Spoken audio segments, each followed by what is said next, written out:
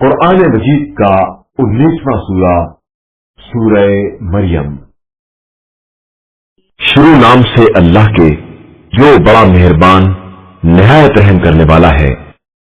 کاف ہاں یا عین صاد۔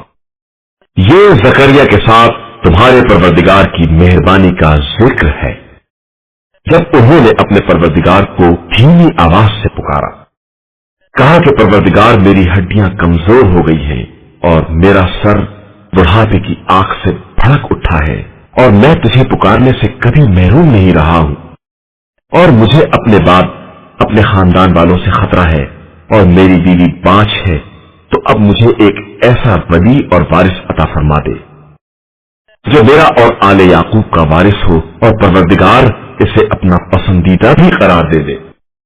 زکریا، ہم تم کو ایک فرزند کی بشارت دیتے ہیں جس کا نام یحییٰ ہے، اور ہم نے اس سے پہلے ان کا ہم نام کوئی نہیں بنایا ہے۔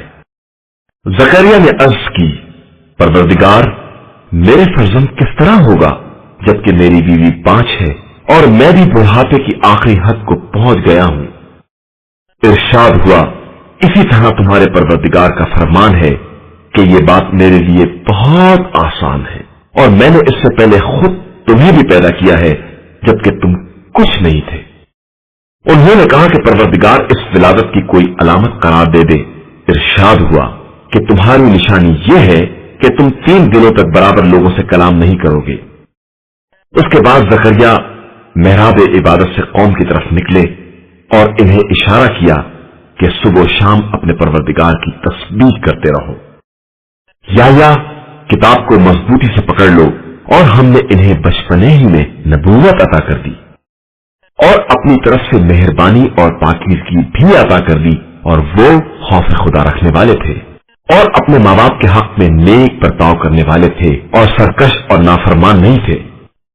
ان پر ہمارا سلام جس دن پیدا ہوئے اور جس دن انہیں موت آئی اور جس دن وہ دوبارہ زندہ اٹھائے جائیں گے۔ اور پیغمبر، اپنی کتاب میں مریم کا ذکر کرو کہ جب وہ اپنے گھر والوں سے الگ مشرق سندھ کی طرف چلی گئی اور لوگوں کی طرف پردہ ڈال دیا، تو ہم نے اپنی روح کو بھیجا جو ان کے سامنے ایک اچھا خاصا آدمی بن کر پیش ہوا۔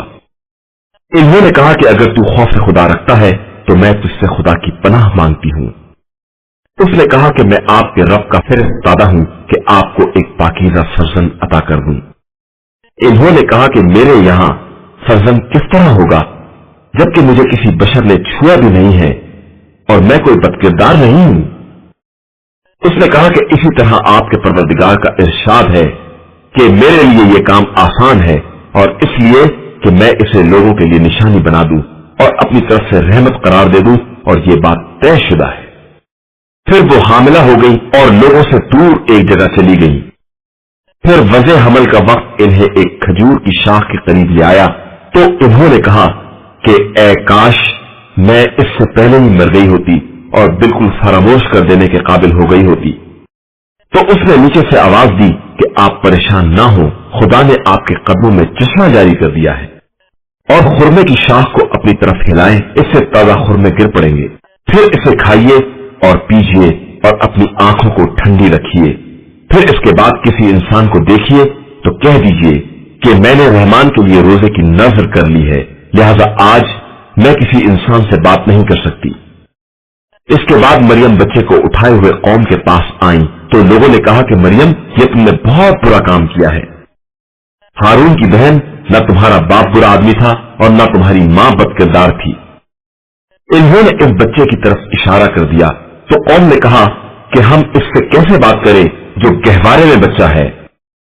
بچے نے آواز دی کہ میں اللہ کا بندہ ہوں، اس نے مجھے کتاب دی ہے اور مجھے نبی بنایا ہے، اور جہاں بھی رہوں بابرکت قرار دیا ہے، اور جب تک زندہ رہوں نماز اور زکوٰۃ کی وصیت کی ہے، اور اپنی والدہ کے ساتھ حسن سلوک کرنے والا بنایا ہے، اور ظالم و بدنصیب نہیں بنایا ہے۔ اور سلام ہے مجھ پر اس دن جس دن میں پیدا ہوا اور جس دن مروں گا اور جس دن دوبارہ زندہ اٹھایا جاؤں گا۔ یہ ہے عیسیٰ ابن مریم کے بارے میں قول حق جس میں یہ لوگ شک کر رہے تھے۔ اللہ کے لیے مناسب نہیں ہے کہ وہ کسی کو اپنا فرزند بنائے، وہ پاک و بے نیاز ہے۔ جب کسی بات کا فیصلہ کر لیتا ہے तो उससे कहता है कि हो जा, तो वो हो जाती है।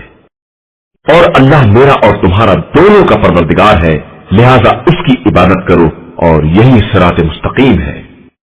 फिर मुख्तलिफ गिरोहों ने आपस में इख्तिलाफ किया और वैल इन लोगों के लिए है जिन्होंने कुफ्र इख्तियार किया और इन्हें बड़े सख्त दिन का सामना करना होगा। उस दिन जब हमारे पास आएंगे तो खूब सुने और देखेंगे, लेकिन ये जालिम आज खुली हुई गुमराही में मुब्तला है। और इन लोगों को इस हसरत के दिन से डराइए जब कतई फैसला हो जाएगा, अगरचे ये लोग गफलत के आलम में पड़े हुए हैं और ईमान नहीं ला रहे हैं। बेशक हम जमीन और जो कुछ जमीन पर है सब के वारिस हैं और सब हमारी की तरफ पलटा कर लाए जाएंगे। और किताब खुदा में इब्राहिम का तस्करा करो कि वो एक सिद्दीक पैगंबर थे। जब उन्होंने अपने पालने वाले बाप से कहा कि आप ऐसी की इबादत क्यों करते हैं जो न कुछ सुनता है, न देखता है और न किसी के काम आने वाला है। मेरे पास वो इल्म आ चुका है जो आपके पास नहीं आया है, लिहाजा आप मेरा इत्तिबा करें, मैं आपको सीधे रास्ते की हिदायत कर दूंगा। बाबा, शैतान की इबादत ना कीजिए कि शैतान रहमान की नाफरमानी करने वाला है। बाबा, मुझे ये खौफ है कि आपको रहमान की तरफ से कोई अजाब अपनी गिरफ्त में ले ले और आप शैतान के दोस्त करार पा जाए। उसने जवाब दिया कि इब्राहिम, क्या तुम मेरे खुदाओं से किनारा कशी करने वाले हो? तो याद रखो कि अगर तुम इस रविश से बाज ना आए तो मैं तुम्हें संसार कर दूंगा और तुम हमेशा के लिए मुझसे दूर हो जाओ। इब्राहिम ने कहा कि खुदा आपको सलामत रखे, मैं अनकरीब अपने रब से आपके लिए मग़फ़िरत तलब करूंगा कि वो मेरे हाल पर बहुत मेहरबान है। और आपको आपके माबूदों समेत छोड़कर अलग हो जाऊंगा और अपने रब को आवाज दूंगा कि इस तरह मैं अपने परवरदिगार की इबादत से महरूम न रहूंगा। फिर जब इब्राहिम ने उन्हें और उनके माबूदों को छोड़ दिया तो हमने इन्हें इसहाक और याकूब जैसी औलाद अता की और सबको नबी करार दे दिया।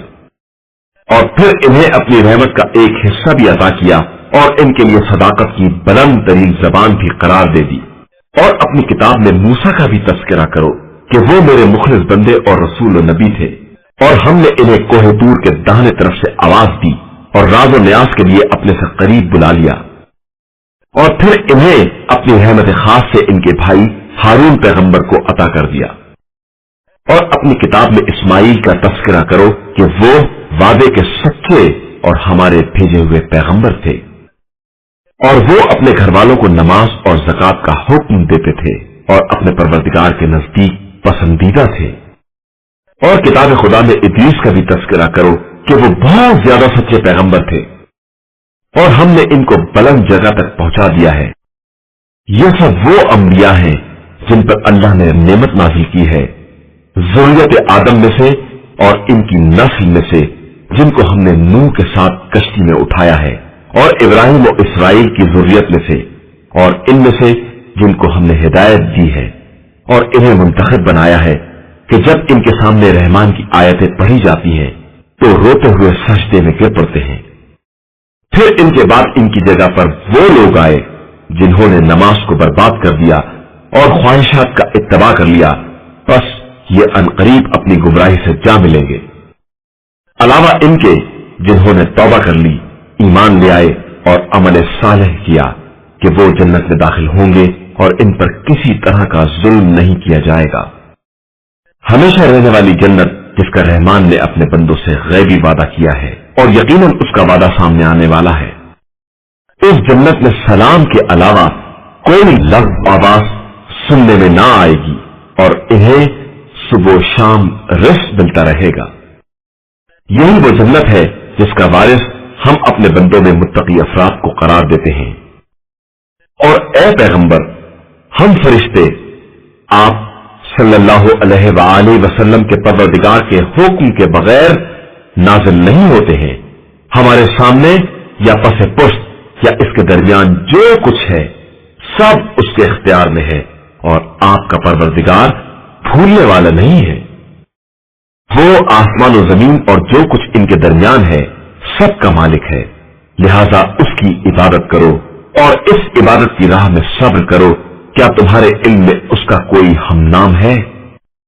और इंसान ये कहता है कि क्या जब हम मर जाएंगे तो दोबारा जिंदा करके निकाले जाएंगे? क्या ये इस बात को याद नहीं करता है कि पहले हमने ही इसे पैदा किया है जब ये कुछ नहीं था? और आप सल्लल्लाहु अलैहि वसल्लम के रब की कसम, हम इन सब को और इनके शयातीन को एक जगह इकट्ठा करेंगे, फिर सबको जहन्नुम के अतराफ घुटनों के बल हाजिर करेंगे। फिर हर ग्रोह से ऐसे अफराद को अलग कर लेंगे जो रहमान के हक में ज्यादा नाफरमान थे। फिर हम इन लोगों को भी खूब जानते हैं जो जहन्नुम में झोंके जाने के ज्यादा सजावार हैं, और तुम में से कोई ऐसा नहीं है जिसे जहन्नुम के किनारे हाजिर ना होना हो कि यह तुम्हारे रब का हतमी फैसला है। इसके बाद हम मुत्तकी अफराद को निजात दे देंगे और जालिमीन को जहन्नुम में छोड़ देंगे। और जब इनके सामने हमारी खुली हुई आयतें पेश की जाती हैं तो इनमें के काफिर साहिबान ईमान से कहते हैं कि हम दोनों में किसकी जगह बेहतर और किसकी मंजिल ज्यादा हसीन है, और हमने इनसे पहले कितनी ही जमातों को हलाक कर दिया है जो साजो सामान और नामो नमूद में इनसे कहीं ज्यादा बेहतर थे। आप सल्लल्लाहु अलैहि वसल्लम कह दीजिए कि जो शख्स गुमराही में पड़ा रहेगा खुदा इसे और ढील देता रहेगा, यहां तक कि ये वादा इलाही को देख ले, या अजाब की या कयामत की शक्ल में। फिर इन्हें मालूम हो जाएगा कि जगह के एतबार से बदतरीन और मददगारों के एतबार से कमजोर तरीन कौन है। और अल्लाह हिदायत याफ्ता अफराद की हिदायत में इजाफा कर देता है, और बाकी रहने वाली नेकियां आप सल्लल्लाहु अलैहि वसल्लम के परवरदिगार के नजदीक सवाब और बाज़गश्त के एतबार से बेहतरीन और बुलंद तरीन है। क्या तुमने इस शख्स को भी देखा है जिसने हमारी आयात का इनकार किया और ये कहने लगा कि हमें कयामत में भी माल और औलाद से नवाजा जाएगा?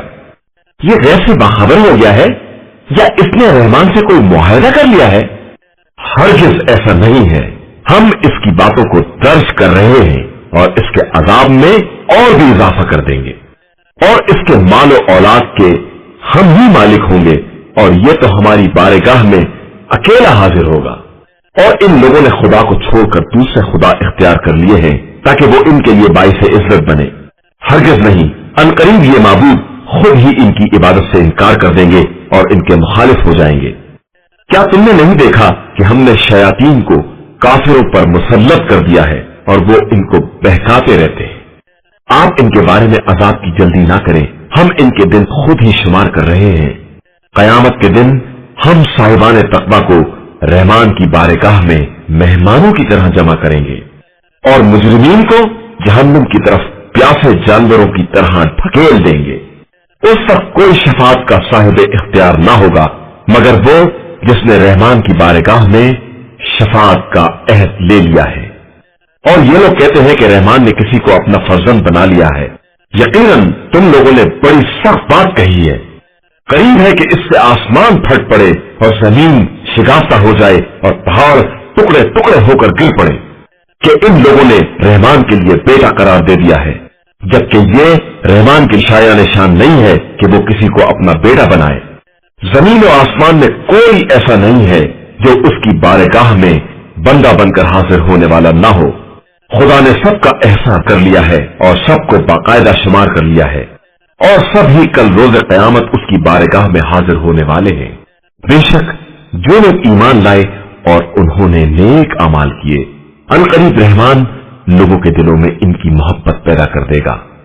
बस हमने इस कुरान को तुम्हारी जबान में इसलिए आसान कर दिया है कि तुम मुत्तकीन को बशारत दे सको और झगड़ालू कौम को अजाब इलाही से डरा सको। और हमने इनसे पहले कितनी नस्लों को बर्बाद कर दिया है। क्या तुम इनमें से किसी को देख रहे हो या किसी की आहट भी सुन रहे हो?